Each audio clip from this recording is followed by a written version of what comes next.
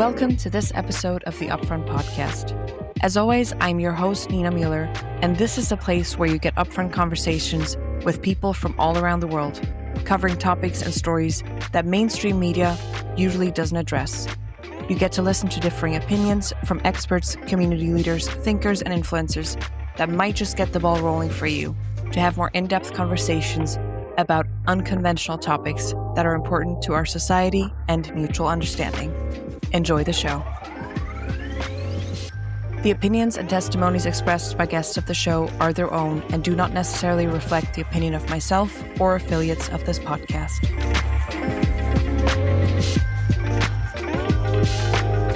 My guest today is Ruthi Forer, who is a sex therapist and coach.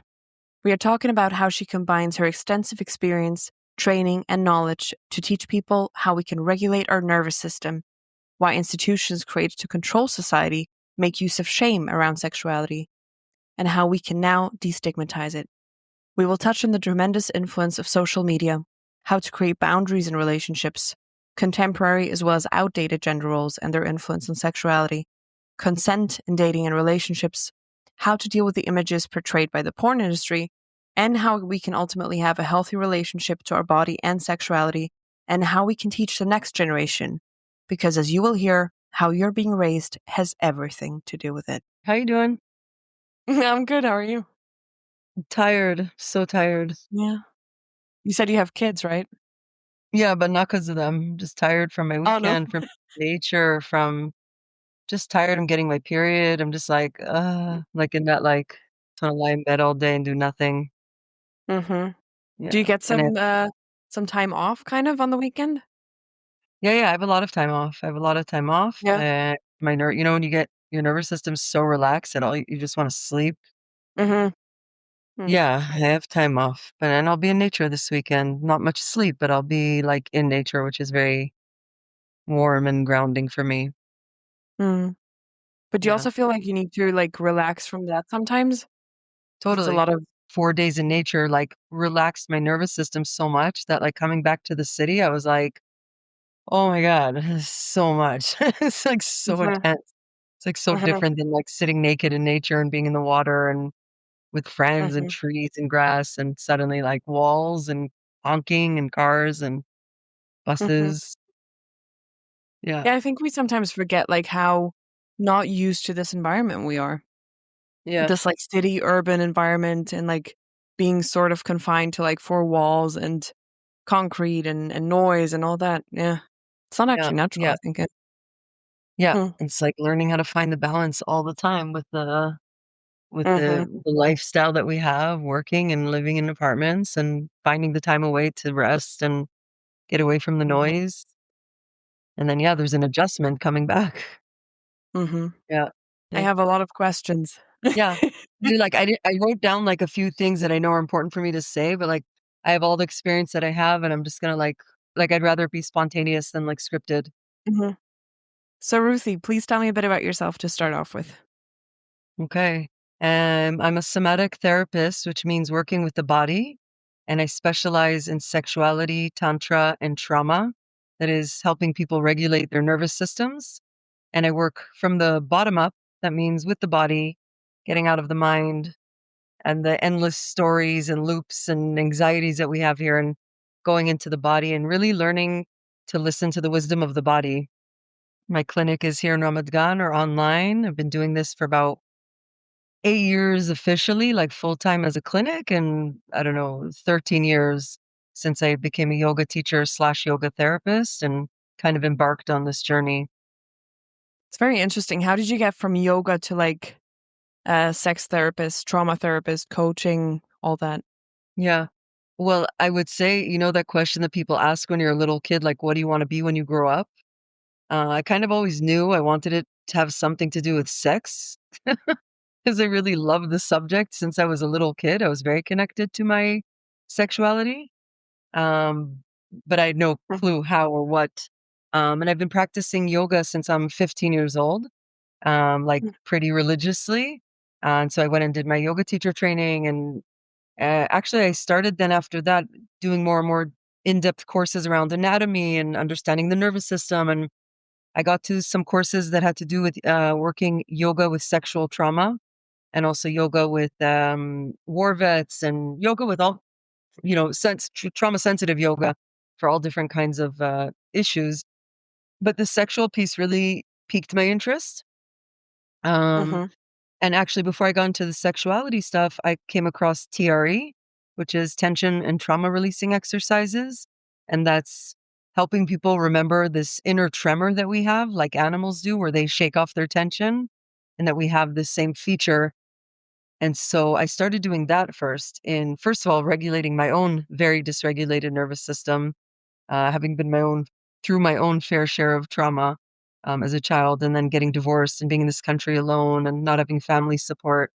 And the vibrations really changed my life, helped me connect to my body, helped me find safety in my body, helped me connect to my like inner rhythm, you could say, and boundaries and confidence and motivation and focus. Or I should go back and say, within the yoga world, I was always connected to my sexuality, and I found it was weird that no one was talking about sexuality. Like, down to the very simple, like, certain poses I would find arousing, or I would feel, in my yoni. Yoni is a Sanskrit word for, female genitalia, and I wanted to talk about it, but I knew that I, like, wasn't allowed, like, it wasn't spoken about, and this was really weird Mm-hmm. for me that I was feeling my sex or my sexuality or arousal in different classes or in different positions, and, like, it was as if sex, like, had nothing to do with anything. And then I got into the vibrations, and in the vibrational work, when I was working with clients in the beginning, I would say almost, if not every session, something around sexuality came up for the client, whether it Mm-hmm. was trauma, whether it was lack of confidence, whether it was a sexual issue that they were dealing with. And at that point, I was like, I don't have the tools to hold that. Like, I'm not a trained sex therapist. And I listened obviously, but I didn't have the ability to hold that. And so that kind of piqued my interest to go into sexuality and take a 2.5 year course with two teachers here, a sexologist and a body psychotherapist, and to kind of go deeper into being able to hold the sexual stuff that's coming up. And we're all sexual beings. We all have genitals. We all have sexual desire. Some people don't, but um, I look at us as we're all sexual beings, and sexuality being a basic need, but often interrupted by trauma, conditioning, social messaging, um, societal pressure, roles. And then from there, I continued on to Tantra. I just kept going like deeper and deeper into the rabbit hole. Why do you think so many people that came to you with other issues, non-related issues, eventually turned out to have like an issue around sexuality or sensuality or how they freely express their sexuality and that kind of stuff? What is that connection, do you think? So the work that I do with the vibrations, the TRE, the vibrations, the process is a very simple process of just lying on the ground and getting into a certain position with your legs, with your knees, and starting vibrating. And the vibrations begin in a muscle or organ called the psoas or iliopsoas. And that Mhm, muscle runs from the low back, like comes out of the low spine down through the front of the body like two cables and into the mhm. pelvis and then into the tops of the thighs. So it like kind of runs directly through our genitals. And so when we start the vibrations there, which we also call this our fight, flight, freeze muscle, without this muscle, we can't fight, flight, or freeze. The movement of moving into fetus or running or fighting, I have to incorporate that muscle. As soon as we start vibrating it and it's connected into our genitals and there's blood flow and circulation, it's touching the genitals, it's touching the sex area. And so that's coming up. So it's sort of instinctual, you think, where issues sort of connect to instincts or connect back to instincts somehow? Yes and no. Like, I think it's touching into the sexual organs, literally, blood flow, Mhm, touching into those areas, and people are feeling themselves more. mhm. And I think also as it's releasing trauma in our body, this technique is releasing trauma and chronic tension and pain in our body. All different traumas are coming up, not just sexual traumas. Yeah. So it could be a memory of your parents getting divorced or of, being abandoned by your first boyfriend or whatever it is. So it's not just sexual, but often sexuality would be coming up. And I think it's, to your question, I think it's a subject that's still very stigmatized, still very Mhm. taboo, still very shamed. A lot of people have a lot of shame around their bodies, around their genitals, around their sexuality, around the sounds they make, around their expressions, around their desires. So this, I think this is something universal. I'd say both men and women. This comes up for, not just women. Yeah, for sure.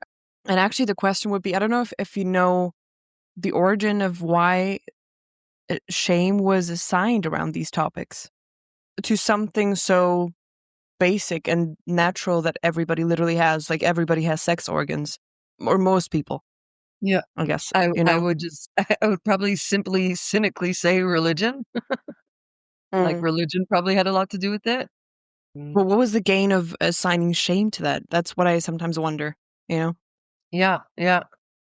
I mean, that's a whole 'nother conversation of I Mhm. don't know, maybe Yeah, sure. societal control, patriarchy, that's a whole 'nother discussion. Mhm. Um, but the fact is that most people who are coming through my clinic are struggling with shame around their sexuality, around expression. Do you Yeah, commonly see that they share how they were raised? Whether shame was assigned to them in a form that was transferred through parenting of their parents?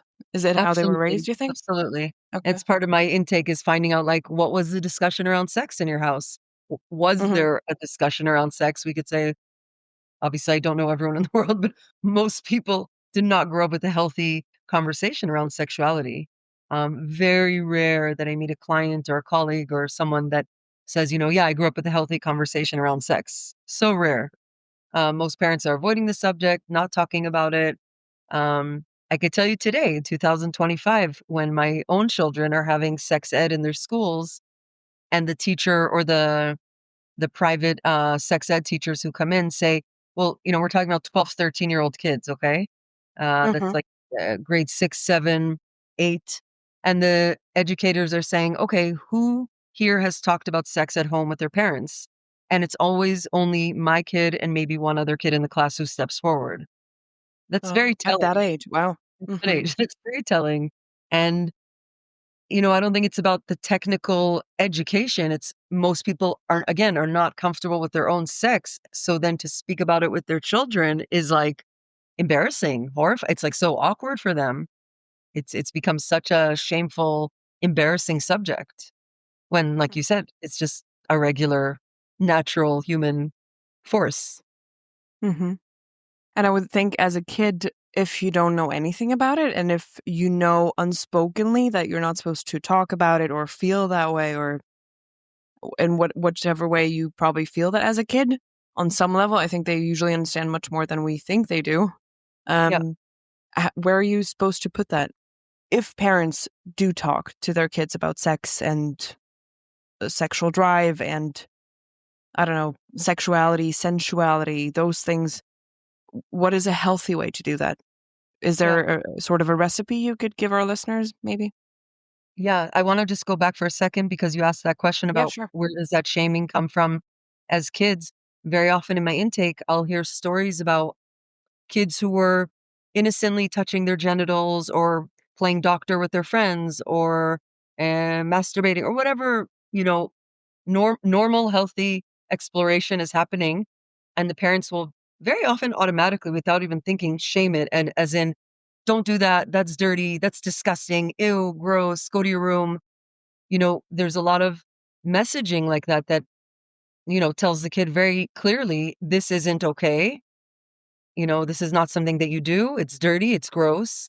And already there, that messaging begins. It can go also as far as messaging that we get as teenagers from our parents about loose girls. And if a girl dresses like that, and if she behaves like that, and that's slutty, and we're taking in these messages, not to mention Hollywood and pornography that is highly influential, especially today when every little kid is walking around with a mini computer in their hands.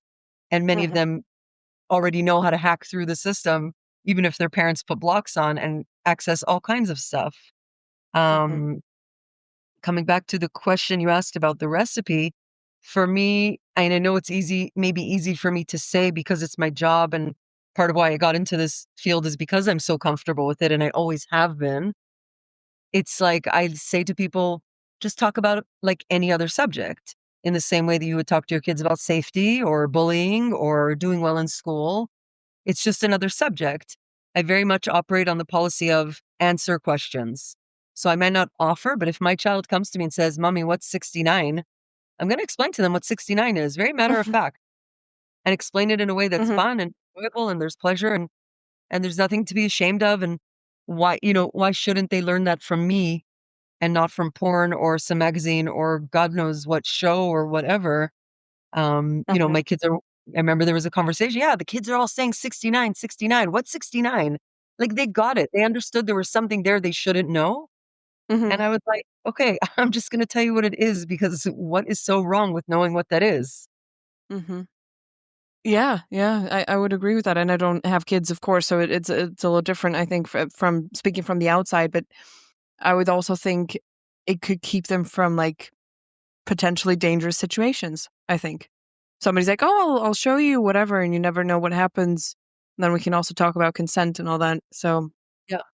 Yeah, so I really believe that knowledge is power and they should know about masturbation and they should know about their periods and even the boys should know about the periods. They're in co-ed schools and they should know about consent and they should know about different ways of touch and they should know that sexuality should be pleasurable. With all the sex ed and it's great and I'm so happy that they have it more and more in the schools. No one talks about pleasure. Like the word pleasure Oh, doesn't come up. And I'm always bringing interesting. that into my kids whenever we're having whatever the question is and whatever the discussion is, like, it should be pleasurable. Like, if it's not Mhm, pleasurable, then you don't wanna be doing that. You should be enjoying yourself. mhm. And pleasure is a part of this. What do you think is, like, a good age where you should maybe generally bring it up from the parent side? Honestly, for me, it never had to. The kids are so Mhm, exposed, like, from, like, how are babies created? mhm. How Okay, are that's babies where it starts. created? Or you're walking down the street and you see a couple kissing or you see a scene on TV or something like, whoa, never mind, they could be on YouTube and some porn ad pops up, and suddenly they're exposed to some really vulgar, very aggressive kind of messaging. They have questions. I don't think I've ever had to open the subject. They came to me with their questions. And there were ages where I said, let's wait a little bit of time till I explain that to you. You're a bit young but they persist because when you Mhm, don't answer, they're like, "Okay, there's something there I really wanna know if you don't wanna mhm. answer me about it." Yeah, so I really believe in honesty. I don't see that it's done any harm. I think it's really important and really crucial even that they have an understanding of what sexuality is and their bodies and, when they start to date and they're with people, they should know from Yeah, from also a to be on the safe from side, I an think. adult. Yeah, from an adult, Mhm, not from porn, not from Hollywood. mhm. Yeah, because I think if you don't answer the questions and there's always different ways you can answer a question as well. I think if you Yeah, don't answer, they might Google and then they might come across sites that you as a parent might not want them to see, so, yeah. 100%. In your everyday work, what do you believe is a common misconception about sexuality and those kinds of things? Do you deal a lot with expectations of people on themselves or societal expectations, as you mentioned before? What are the most common issues you would say? Big question. First of all, a lot of people, at least obviously what I see because this is my job, a lot of people are having all kinds of sexual issues, whether it's libido, whether it's a difference in libido between you and your partner, pain and penetration, erectile dysfunction, premature or delayed ejaculation, overexcitement, underexcitement, intimacy issues, relationship issues, embarrassment or shame around the topic where couples can't even have a conversation around it. That's a big one. You're married for 10 years and you can't even have a conversation around sexuality and what you like or don't like, or Hmm. that's going to create a lot of friction. Oh, for Um, sure. so I'm not sure what to say is the most common. I think there definitely is an overall lack of education. Most of Mm, us did not receive a proper education around sexuality other than safe sex, uh, and contraceptives. Most of us didn't learn about pleasure, didn't learn about weren't taught to connect to our bodies or to understand what we like. And so I see just a lot of disconnect from body, a lot of disconnect from Mm. pleasure, a lot of disconnect from being comfortable and empowered in my own body and with my own sexuality. Do you feel that is getting better with like maybe younger clients that you have? It's Or is that funny. not an age related thing? Yeah. It's really interesting. I was at an event last night and someone said to me, I heard that the younger generation is like less into sex than we were. I don't know if that's true necessarily. Like, I don't know what the studies or statistics are, so I can't say exactly. But I do think that the younger generation, they're like really, really, really, really exposed. Like the things that they know, I only knew in my 30s, and they're so exposed. I almost think in some way their brains can't really comprehend it all. It's also incoming very, very fast and in mass amounts. And I think social media also has put such a tremendous amount of superficial pressure on young women and men about what love is, what sexuality is, what an empowered sexual woman is. And so many young women I see are really comparing themselves to a lot of things they see on social media, whether it's on Facebook or Instagram or TikTok, and comparing themselves or holding themselves to that standard because, she's doing that. That's how my relationship should be, not recognizing that what you're seeing is just a show. It might be authentic, it might not, but it's really just a snippet of someone's life. And there's no reason to compare. You're different people. And so, I really believe that our bodies speak. What we don't speak, our bodies speak. And if we're not moving our energy in a healthy way, our bodies are going to speak it. For example, and this is really anecdotal, I don't know if there's actual studies done on this, but I have seen a lot of women who have chronic yeast infections, for example, often it might have to do with diet and it might have to do with, making sure to wear cotton underwear, and it might have to do with certain vitamins and nutrition. There's a lot of reasons. And I have seen a lot of women who have chronic yeast infections often have an issue with boundaries and are often being sexual with partners that they don't really want to be. They're in pleasing, they're in shoulds, they're in supposed tos, they're in, well, I want to be a woman who's like sexually liberated, except they're not really there in desire. The men also have no clue and are either aggressive or manipulative or not really asking consent. And so a lot of women are engaging in sexuality not really within their consent or their boundaries. I'm not a scientist. I'm in no way saying like if you have sex without boundaries, you're going to have a yeast infection. That's not what I'm saying. I'm saying from in my clinic, for example, that's something that I have seen that I'm saying in the way that our bodies speak for us. Mhm. So when I'm not putting my boundaries and I'm not expressing what I want or I don't want or my yes or no, my body's going to speak for me. It's interesting. You're not the first therapist that I've heard this from. Literally about yeast infections and not wanting to sleep with that specific person, for example. Yeah, yeah. Mhm. And I think it's interesting. I don't know. It's interesting research to do of like why are so many women now, I don't know if it's why are so many women it might be that more people are talking about it today, whereas in our parents' generation, like you wouldn't talk about that. But why are so many women suffering from like insane amounts of issues, whether it's vulvodynia, vestibulitis, yeast infections, all kinds of issues around their yonis, around their genitals. It seems really rampant. And I don't know, like, I think there's probably many reasons. I don't know what the answer is. My approach is going from the emotional body, mind, soul, energetic emotion perspective and Mhm. trying to uncover, like, where am I not in my boundaries? Where am I not in my consent? Where am I not speaking up? Where am I doing something that I don't really want to be doing? I would think it might also have to do as well, or it might be multifactorial, but it might also have to do with keep having to redefine womanhood in a time when gender is very fluid and we're more accepting of the spectrum of gender and sexuality has become more open, but maybe also more confusing to people. And those kind of factors might play a role too, I think. Hmm, could be. So I would like to get into a bit of a hot topic, or not so hot, actually, Hmm, into the incel ideology.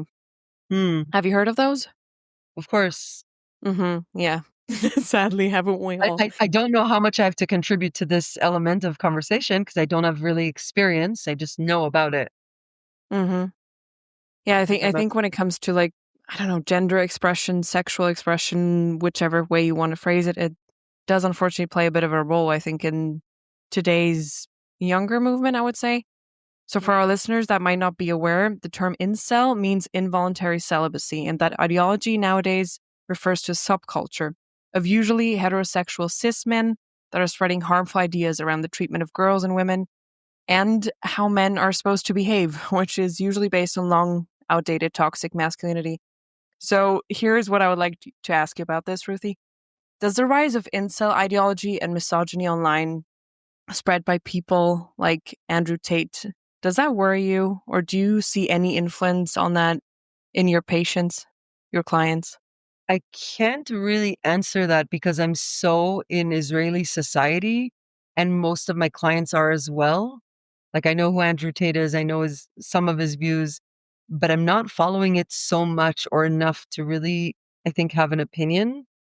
I do see a lot of unhealthy masculinity, yes, and I hear Mhm, from clients, of men being manipulative or not respecting boundaries or pushing boundaries, manipulating, not being fully present with partners or respectful. But I don't know if that's because of the incel thing or that's just masculinity, how it's been for many, many years. And mm, just a light shining on the fact that the masculine really has a lot of work to do, as do we, as does feminine. I think mm. both sides have a lot of work to do in maturing. But do you think that has changed? Because I feel like we made a lot of progress and then suddenly, at one point or another, suddenly this whole incel ideology became bigger and you saw a lot of those like, this is what an elegant woman is supposed to look like posts and those kind of things on Instagram. And do you think that there's like a reversal of going back, sort of Mm. shying away from the progress we've made? It kind of goes back to what we were just talking about how I see social media affecting women and their connection to their bodies and their confidence and their sexuality. For sure. Mhm, Yeah.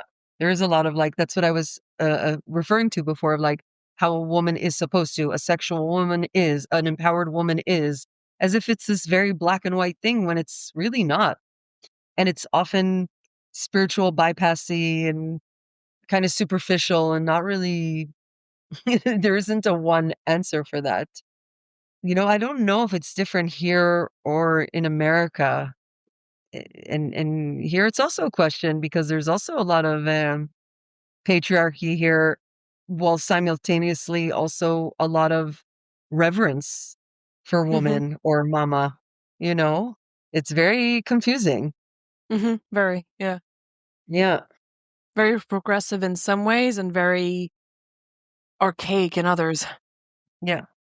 Being in the conscious sexuality world here in Israel, which is like Ista and other, not just Ista, but the basically conscious sexuality world is the men that I know in my life have done a tremendous amount of self-development work and are very communicative, very in touch with their emotions, very respectful, very much talking about consent and boundaries, to the point that even for myself, if I'm going out there dating and I'm meeting someone from mainstream, I feel like I'm speaking a different language to say like, "Hey, if you wanna touch me or kiss me, you can't just do it. Like, you have to ask. There has to be a conversation." Mm, And no, it doesn't take away the sexiness or the spontaneity. I don't want you touching me if I don't how do I know I want you to touch me? mhm, It can't be this, like, casual, "My arm is here, now my arm is there, and suddenly my arm is on your boob, and no. Like, there has to be a conversation. it's interesting Um, because I feel like in the millennial space, we've made a lot of the progress around consent, and now with, like, Gen Z, I sort of feel like it's going backwards a bit. yeah. Yeah, the consent thing is a tricky one of, where do you find the spontaneity and sexuality and the hotness and while, keeping respect and being in touch and being with boundaries and checking in and men, like, I think it's the sexiest thing when a man respects boundaries or when a woman respects boundaries and checks in, like, "Is it okay? Can I touch you here? Can I put my hand under, in your pants? Can I, is this okay?" And actually checking in all the time. Mm-hmm. especially in the beginning of a relationship. Mm-hmm. Yeah, I think especially when there's people who just actively ignore the other person's body language. Yeah. Yeah. Or just assume like, "Oh, we're on a date and we met on Tinder, so obviously you're gonna sleep with me." Mm-hmm. When Mm-hmm. maybe that's not the case. Yeah. Yeah.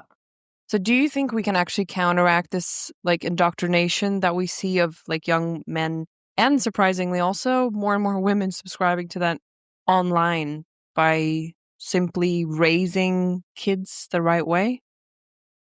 Also, obviously it has to do with the education, yes, like speaking openly and Mhm. being comfortable, but also being comfortable with our own sexuality so that we can bring this conversation in a more open and comfortable way. And also to know there's a huge, I don't know, huge, but there's a big conscious sexuality community here in Israel. And there's tons of workshops and events, and they cater towards people who only speak English. There are many facilitators willing to do their workshops in English. And there's a lot of people coming to these spaces where I go as a facilitator and I meet them young from age, from 18 years old up through their 60s of people who are saying, wait, like what's happening isn't healthy. I want to connect to my sexuality in a healthy way. I want to be able to have sex, not just drunk or high. I want to be able to talk about these things with my partner. I want to be able to be empowered and connected to my sexuality. I want to understand what boundaries and yes and no means. I want to know what I like. If I could share with you an anecdote back in the day when I got divorced about 12 years ago and I was online dating and really just finding myself, out of a 12-year marriage. Um, and I remember I had no idea, what I stepped into. I didn't know the arena. I was just like getting to know this arena. And I remember like all these men would say like, what do you like in bed? What do you like in bed? Never mind that it was out of context. And why are you asking me that within 2 lines of talking? I don't even know if I want to meet you. I don't know if I want to share that intimate information. What really struck me was the more that men asked me that question, I started to ask myself that question. And I was like, what do I like? Like Mm, suddenly it struck me that I didn't even know how to answer them because I was mhm, coming with that social norm that most women who come into my clinic have of he should know. A man should know how to pleasure a woman. A woman should know how to pleasure a man, and how much shame there is around, I don't know how to give a good blowjob or I don't know how to go down on someone.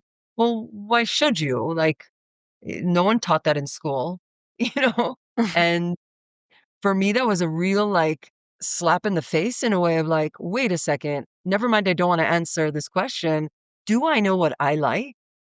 If I wanted to answer the question, could I answer it? Do I know what I desire? Do I know what kind of touch or pleasure I like? And that also sent me on like a really deep self exploratory journey of like, what do I like? What do I desire? That mhm, comes up a lot in clinic where most women don't know. They're just counting on their partner to have telepathy. They should know. They should know how to pleasure me. I don't like how he goes down on me. Have you told him that? No. Why not? He should know. Most women don't know. That also comes back down to as well, like this lack of connection with our body. How would I mhm, know how I want someone to pleasure me if I'm not even connected to my own body? Um, you just asked if I hear that same thing from men. mhm, Yeah, I would say like my clinic is, I would say like 75-80% women. So I have much more experience with women. mhm. Um, but also, yeah, also with men. I'm not being comfortable speaking about this subject. She should just know. Hmm. Lots of assumptions.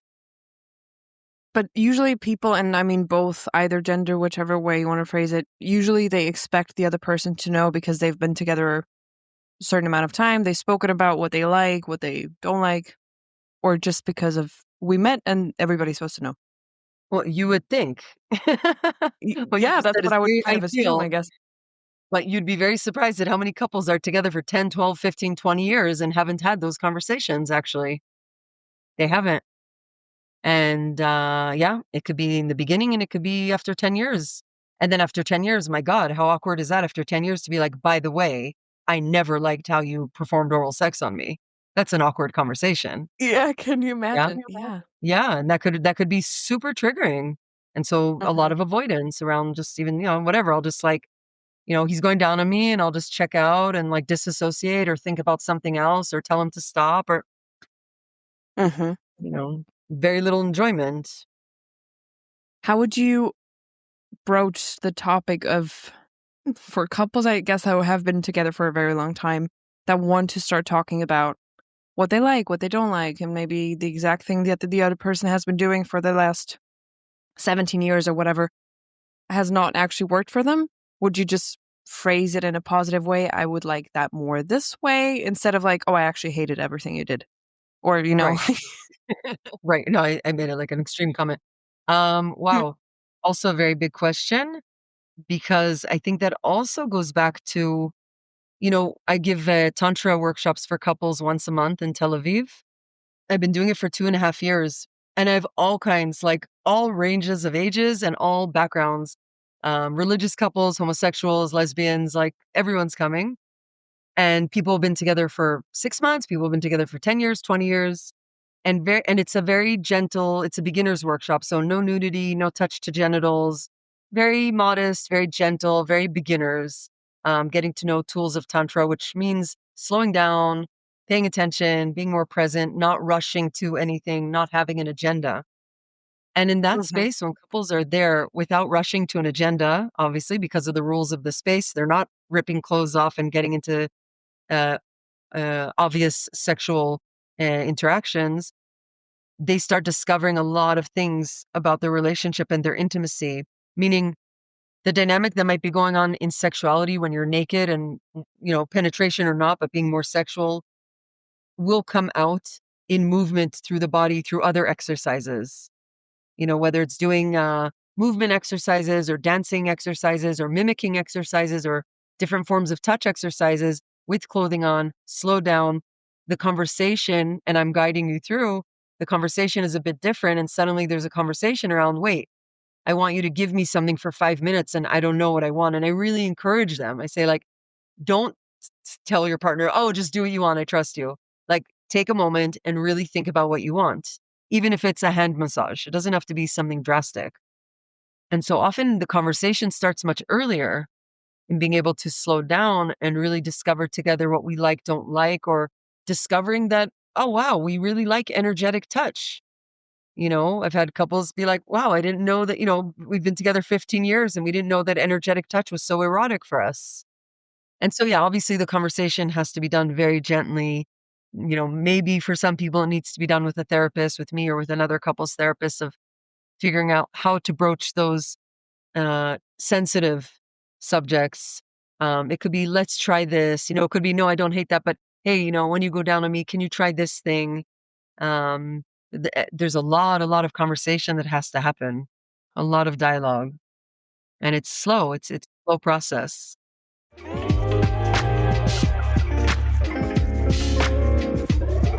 Would you say from your work experience that people know or experience or are aware of the interplay or the difference between sensuality and sexuality?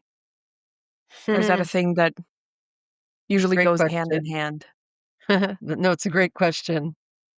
Mm. I think if I understand you correctly, it brings to mind how many women in my clinic are so uncomfortable with sighing, with just like, ah, like just taking a sigh like this, because to them it's tied up in, well, I only make that sound when I'm being sexual. But why? You can also make that sound when you're just, I don't know, stressed and having a sigh of relief, or you're seeing some beautiful nature, or, and there's kind of this mm, it, mixed up, interwoven thing that the sensuality, sexuality is kind of interwoven. And, when we talk about Tantra, everything can be sensual.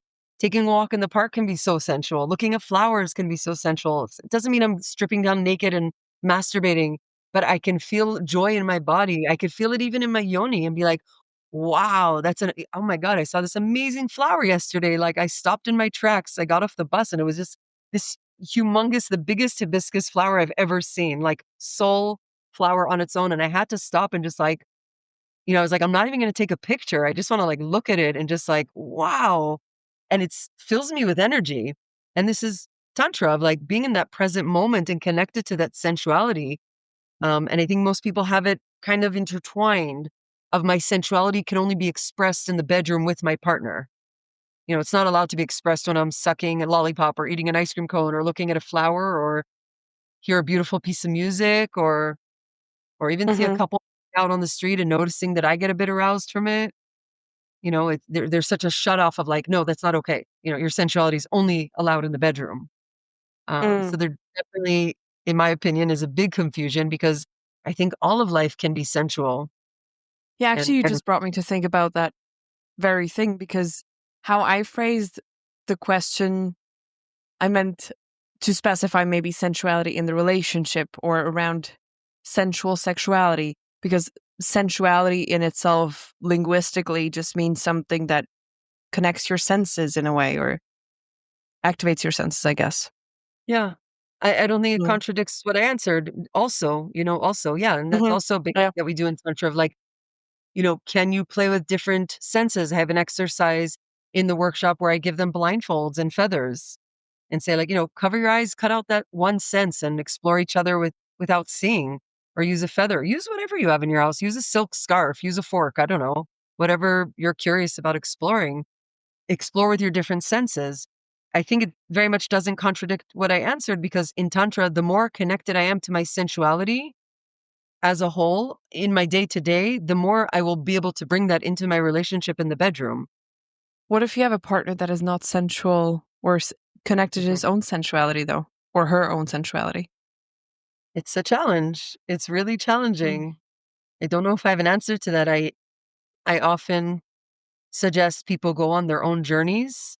I often Mhm. see that couples don't necessarily need couples therapy. They actually need their own journey, their own process, because they need to first connect with their own body and their own sex before they can do the couples. I mean, they're in a relationship Mhm. already, but very often it's their own personal journey.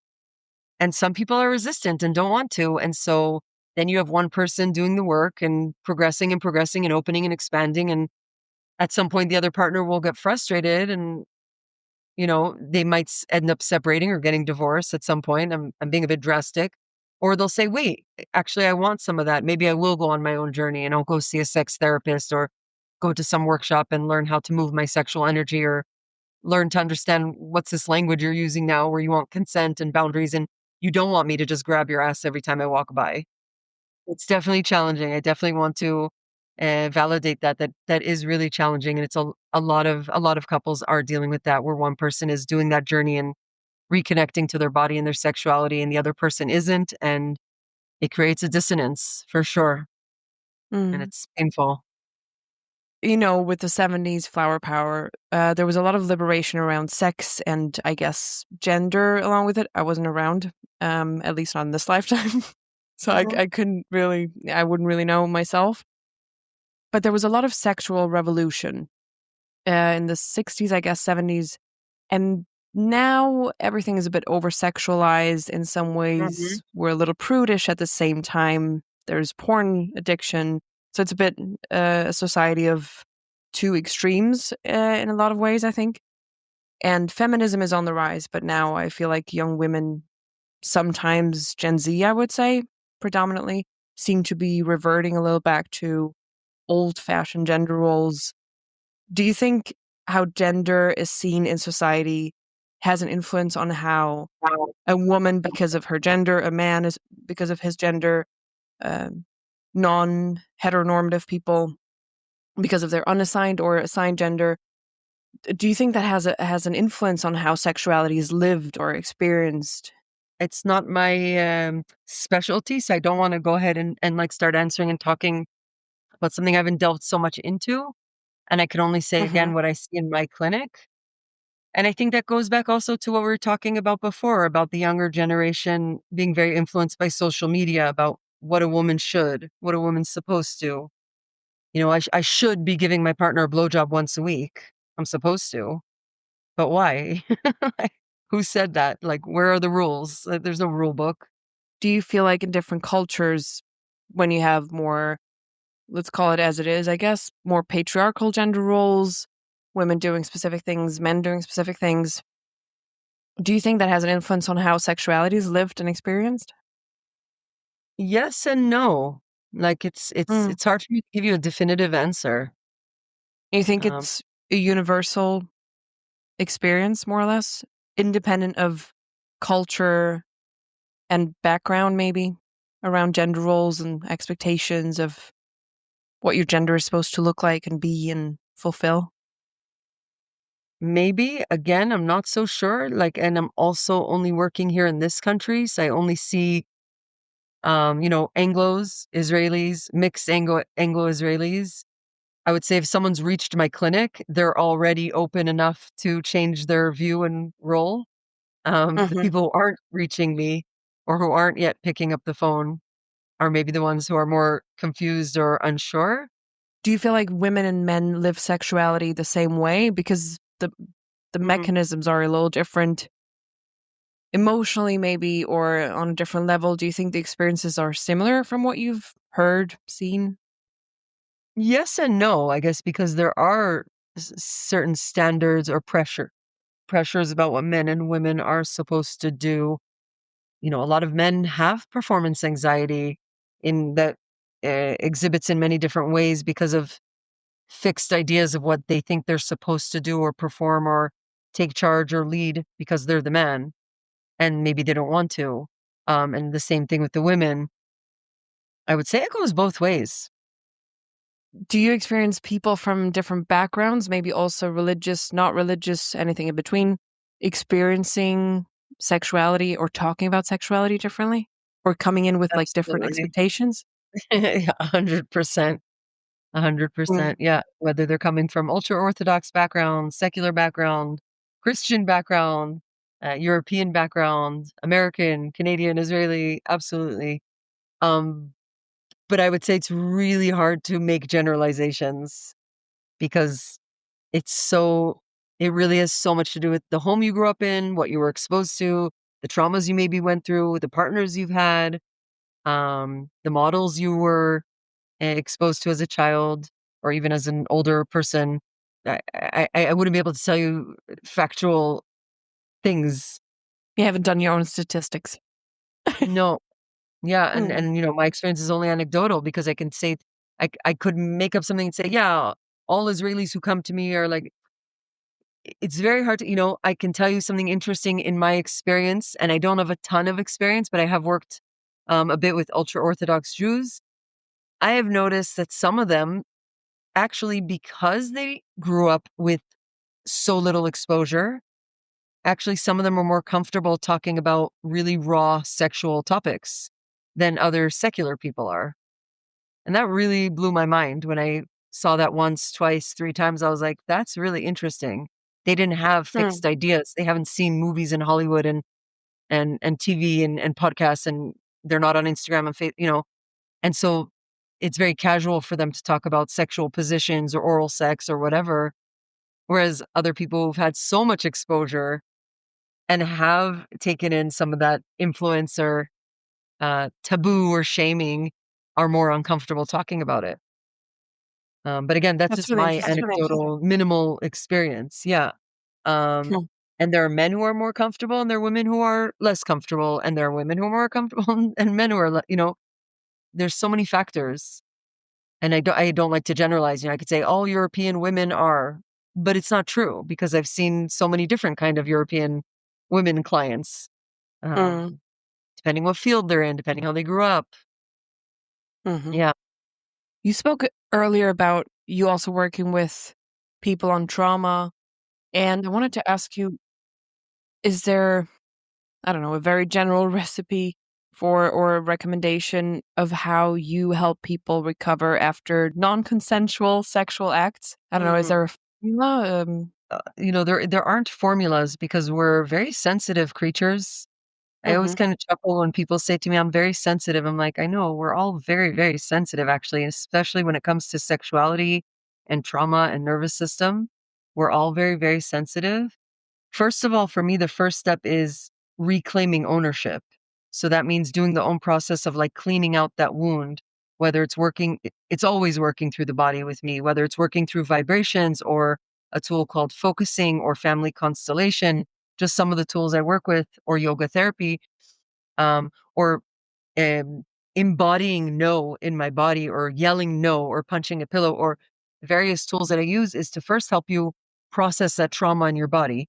Because if someone was in a non-consensual sexual interaction, from the smallest thing, the guy casually has his hand on your boob, to rape, most likely there was a moment of freeze there.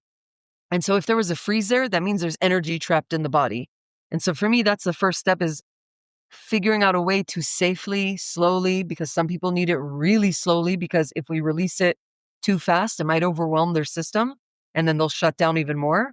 And so it's learning how to, as I say, like, melt the freeze in a gentle, slow, gradual way, enough that you can contain it, whatever's going to come up there, because there might be anger, rage, sadness, grief, mourning. There might be a lot of painful emotions. For me, that's number one, is just learning how to process that trauma through the body, not through endless talking about it, working through the body and processing it so that I can diminish the trigger, right? So I might always have the same trigger if I've been raped or in some non-consensual interaction, but my ability to regulate myself will be quicker, or my recovery time will be quicker once I'm working through the body. Once we process that through the body, then we work through communication, boundaries, consent, self-love, learning how to love yourself. Because I believe the more we're connected to our bodies and the more we love our own bodies and our own sex, the more confident we'll be. The more I know what my desires and wishes are, the more confident I'll be to communicate about it. Opposed to being, stumped, where I'm like, oh shit, I don't know what I like, what I said before. And so, yeah, the most of the work is through the body, processing it through the body, and then developing new patterns, and through being regulated in the nervous system and being able to make boundaries. So a lot of clients that I have who are online dating or meeting different guys here and there, they might stop drinking as much in those scenarios, because they realize when they're drinking, they're kind of losing their, not kind of, they're losing their inhibition and maybe doing things that they regret later. Or maybe they'll be able to identify red flags sooner. Or even simply be able to tell their date, like, I'm really excited to meet you. I just want to let you know, like, we're not going to be sleeping together tonight. Putting that out there so that there's Hmm. no options. And, if a guy's like, well, then I'm not meeting you. Well, that kind of might make it clear for you that you don't want to meet, unless you're in consent that you want to sleep with someone on a first date, which is absolutely fine, as long as it's Hmm. consensual. I was wondering, I don't know, from time to time, whenever I heard of a new case, and unfortunately there's way too many, from my opinion, a lot of it is, or would feel like, power taken away from you. So I kept wondering, like, how do you find that power back? I would imagine that's difficult. I could talk to you and give you back your power in words, and pep talk you and coach you, but if you Mm. don't move it through the body, it's not going to be very lasting or integrated. When we come back to the body and we touch that wound in the body, where we're holding it, whether it's through the vibrations or the different tools that I use, you're getting back your autonomy. All of those tools are geared around giving back to you your autonomy, giving you back your ownership of your body. I want you to feel the movement and the sensations in your own body, not from the outside, so that you can find that Mhm. power.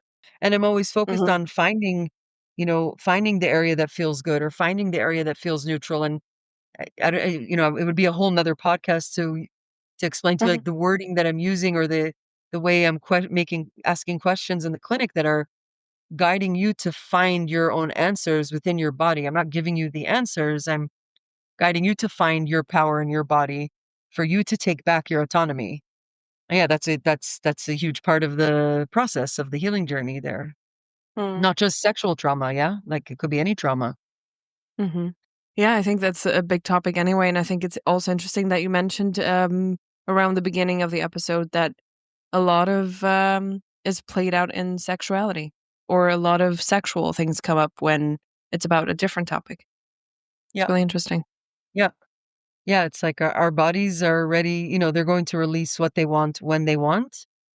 I will say it like this also, part of my training in Tantra therapy was really about, there's not that much we have to do as therapists, other than really create the safest space possible for whatever to come up.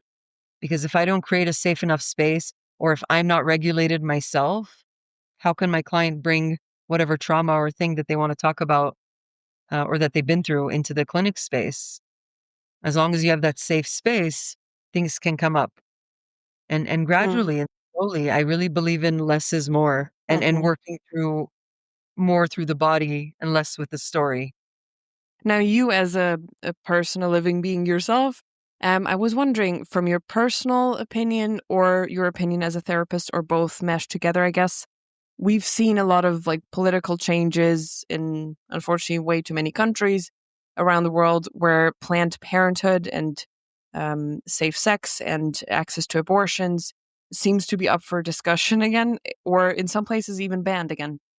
And so I wanted to ask you, do you think that leads to more stigmatization around consent, sexuality, uh, other aspects of sexual experience, expression, freedom, own determination of life? What do you feel around those topics? Wow. I'm not sure I've even given thought to some of those things. I am for abortion and pro-choice. Mhm. Um, I mean, like I would say I mostly just have an opinion around that. Around like a woman should be allowed to have that choice. Mhm. Should she be? We could say she should be responsible to take her contraceptives or whatever. Okay, maybe. Also accidents happen. The amount of women I know who got pregnant on all kinds of contraceptives is like quite high. Mhm. Um, and why should anyone be forced to have a baby they don't want? And why should there be Mhm. more people in the system in foster care or whatever because the parents don't or can't or, you know, they're not up for the task? Yeah, I'm not sure I've given any of those things too much deep thought, actually. Yeah, I completely agree with everything you said about being pro-choice and all that. Anyone who has been listening to this podcast, I think, probably already assumes as much. But I wonder whether that might have some lasting changes in how people live their sexuality as well. In being more careful, but how safe you feel, I guess, also from a political Okay. stance or healthcare stance, actually. You know, when you enter into a sexual relationship, might it be for one night or 15 years, does that change how you live your sexuality, how you feel about your own body, how much of that not self determining thing that could happen to you can lead to you living your sexuality differently? Hmm. Interesting. These are things I would have to give more thought to. I'm not sure I Mm, really thought about it. Also, because we are living in a country where so far abortion is still allowed, is still legal. Um, mhm, so thankfully, I have many friends and clients and people I know have abortions for a myriad of reasons. I know that's a question more pertinent probably to the United States at this point than other places. mhm. Not sure Yeah. what to say on that. Would be interesting to know if you hear from American Olim on how that has maybe changed their perception of how much self determination they have and what that does to their sex life and, you know, how Right. they see their body. And Yeah. I'm not sure I have too many new Olim in my clinic, so I'm not sure if I can speak to that or that mm. that topic has ever come up actually. So Yeah, I'm guessing if it hasn't come up, that's a good sign. It's still going to stay that way in Israel for now. for now. Yeah. Is there anything you would like to touch on that we haven't talked about? Yeah, there's something I'd written down here talking about consent and boundaries and communication and that, for so many people and for so many couples, it's sexuality is very black and white. It's like penetrative sex or not. And that's how they define sex. And a lot of what I do also in my Tantra workshops and in my clinic is helping people find the many, many gradients of gray.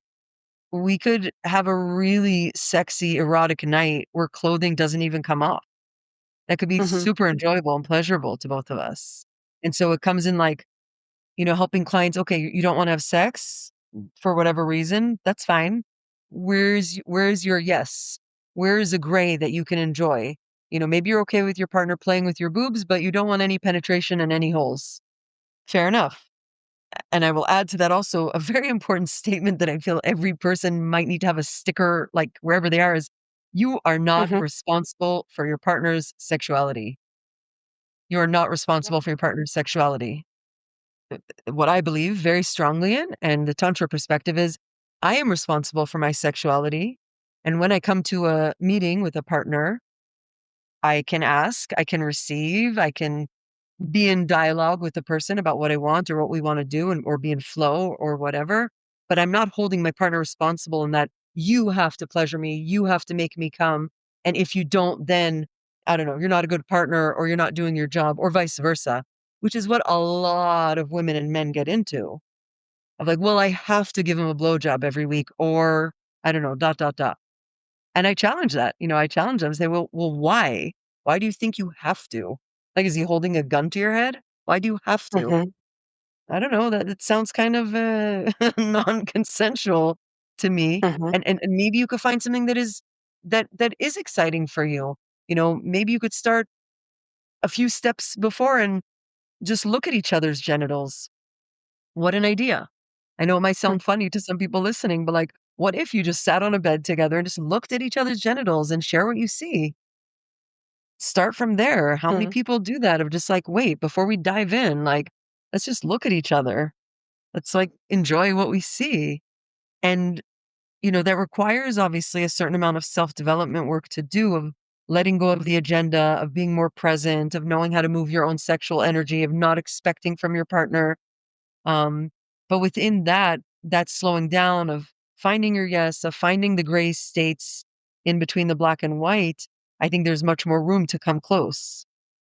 And if a partner is saying, well, it's penetration or nothing, I think that's problematic. Not everyone wants to have penetration all the this idea that like if we're in a relationship, we should always have the same level of horniness is so funny to me. It's like, why does anyone expect that? We're two different people. We have different mhm, jobs, we have different stress levels, we have different roles that we play in our life, we have different hormonal structure.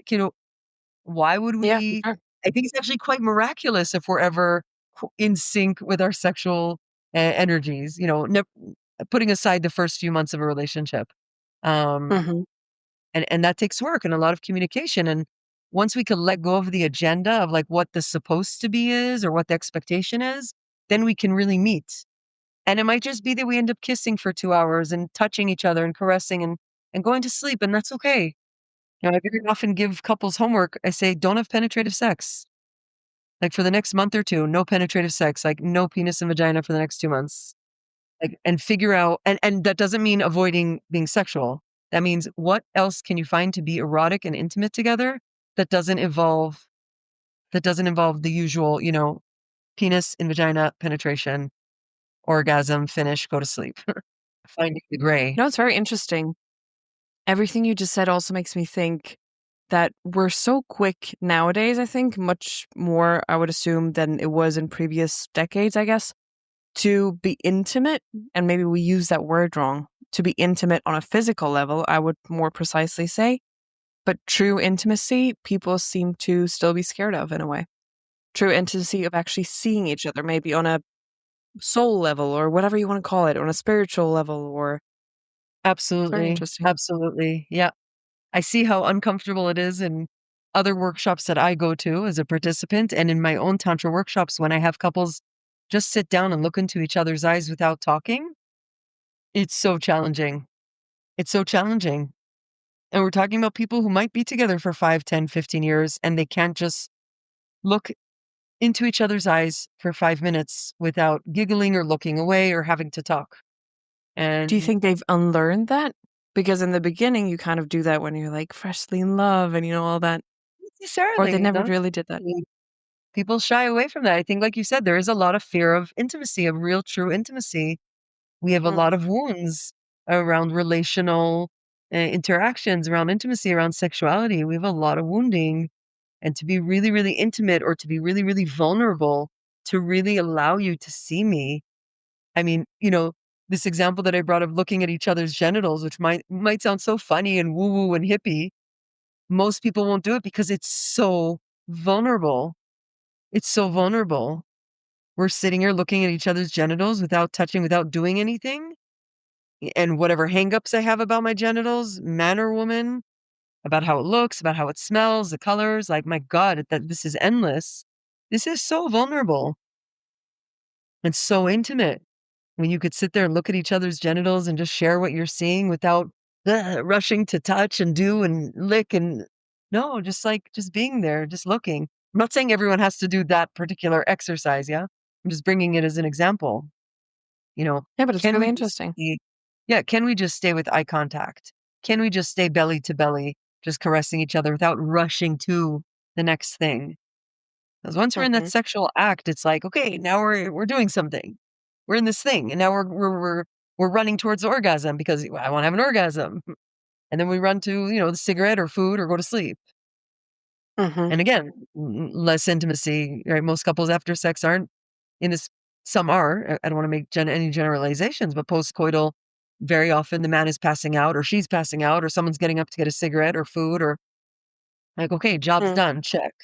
But, I question, is there really closeness? Do you feel closer together? Was there intimacy built? Hmm. Yeah, it seems like everything is happening in a rush. Very. Which is why in my workshop, it's a very, very slowed down journey. And I'm encouraging them, like, see what it is to be for 3 hours in intimacy, in connection, in eroticism, without rushing to even take off clothing. Hmm. And granted, not everyone has 3 hours in their regular everyday life. I understand, especially if you have kids, which is why you get a babysitter and come to my workshop to even experience it once, just to have that reference. Even if you could take one or two of the tools from my workshop and incorporate that into your intimacy. Obviously, you're not going to always have 3 hours to dedicate to being intimate. People are tired, have homes to run, kids to to look after. But if you can slow it down, and I do see that, yeah, in a general way, we all need to slow down. We all need major slowing down, Hmm. whether it's in conversation and interaction and touch and intimacy and sex. There needs to be a lot of slowing down. And I'll share with you what I'm really big student of Tara Brach, who's a meditation Buddhist teacher, psychologist in America. And she always says just very simply, when we slow down, we can actually notice things. Like if we're not slowing down, we're not paying attention. Hmm. We're really rushed. We're really with an agenda. And how much am I missing of my partner, whether we're together 6 months or 10 years or 20 years, because I'm always with some very fixed agenda or template of how our sexuality has to be? Like, what have I missed on the way? Well, that's an amazing note to end it on. I think I have one more question for you that I would like to ask. Would you wish you would have learned younger? If you could go back or reflecting back, I think it's always easier that way. Hmm. What do you wish you would have learned younger or sooner? Wow. Oh my God. So many things. I wish I had had a proper sexual education like I had when I'm an adult in the last 10 years. I wish I'd known more about my body. I wish I had been taught how to truly pleasure myself. I don't mean just masturbation, like how to really touch and love myself and caress myself, um, and how to slow down and be less fixated on the goal. Like, okay, we have to have penetration and have orgasms because, like, then you didn't have sex if you didn't do that. There's so much pleasure before you get to that, even. Um, so I wish I'd learned a lot of things around body, around slowing down, around connection to my body, around loving myself, accepting myself. I would say also, I know that I had this in my younger years, and a lot of women also do, is that our worth is often very much ascribed to our ability to, put out. If I'm a sexual woman, like my sex is my value, which I totally bought into for so many years. And that allowed me to be manipulated, even subtly, or to get myself into situations that I look back and I'm like, "Oh, I shouldn't have been there." Hmm. You know, that was my value. That was my, what's the word? My, exchange. Whereas today I can say I really love myself and my body. I'm not doing anything I don't wanna do. I don't care what words Hmm. or manipulations you're gonna try on me. It needs to be consensual and a hell yes. Hmm. So, yeah. God, I wish I knew so many things. You know, I wish I knew that I could just say no. Sounds crazy, Hmm. But when I got into Tantra workshops and I learned that I could say no, I was like, what? I could say no? And then I felt so stupid. Like, that's so simple. How come no one said that to me? How come no one told me that as a woman, I'm allowed to say no? Yeah, I'm allowed to say no if you start kissing me and I don't want to kiss you. I'm allowed to say no when you touch me in a certain way. I'm allowed to say no even if you've penetrated me and I decide, actually, I don't want to do this. So, no, please withdraw. I don't want to be in Hmm. penetration. Like, I'm allowed to say no as a full sentence. Yeah, absolutely. Well, thank you so much for doing this, Ruthie. I really Yeah, appreciate your time and all your insight my and your pleasure. vulnerability. It's been a pleasure. It's really lovely talking to you and sharing. And I don't think I've ever done a podcast like this where I got to just share kind of like anecdotally and kind of my experience and not so much on the techniques. That's interesting. Yeah, I think because if you really want to get into the nitty-gritty and the techniques of it and everything, there's a lot out there. But yeah, I think it's always great to hear from the person, Yeah. Yeah. also anecdotally. Yeah. And I want to also, again, make that disclaimer of like everything I've shared is from my own experience in my clinic. I don't make generalizations. I'm not a scientist or a psychologist. I'm really just sharing from my own experience and the things that I have seen. Yeah. And I think that's great because it speaks to people who might be going through something similar, or they have heard a word, a sentence that you mentioned where they might feel like this is speaking to me. So I think that's great. Of course, as always, we'll have all the contact details, pages, links, everything in the show Huh. notes. Thanks for listening to this episode of the Upfront Podcast. If you haven't already, give us a follow and join in the conversation in the comments on Instagram, YouTube, and Facebook at The Upfront Podcast. Please leave a review of the podcast wherever you are listening now, as this helps us reach more people. And do tell your friends about it. If you have a topic or guest we need to hear from, please send us an email to the address in the show notes. Take care and see you next time.